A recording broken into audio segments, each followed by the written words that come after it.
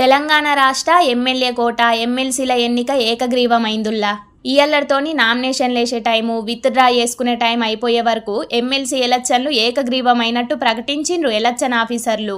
మొత్తం 5 స్థానాలకు గాను కాంగ్రెస్ నుంచి అద్దంకి దయాకర్, విజయశాంతి, శంకర్ నాయక్ నామినేషన్ ఎత్తే సిపిఐ కెంచి నెల్లికంటి సత్యం, బీఆర్ఎస్ కెంచి దాసోజు శ్రవణ్ కుమార్ ఎమ్మెల్యే కోట ఎమ్మెల్సీ ఎలక్షన్లకు నామినేషన్ వేసిండ్రు. ఇక వాళ్లకు పోటీగా ఎవరు నామినేషన్ వేయకపోయే వరకు నామినేషన్ వేసినోళ్లనే ఏకగ్రీవంగా ప్రకటించిండ్రు ఎలక్షన్ ఆఫీసర్లు.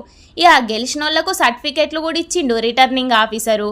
ఇక ఎలక్షన్ల గెలిచినోళ్లకు వాళ్ళ పార్టీ లీడర్లు ఫ్యాన్స్ తరపున శుభాకాంక్షలు కూడా బగ్గనే చెప్తున్నారు.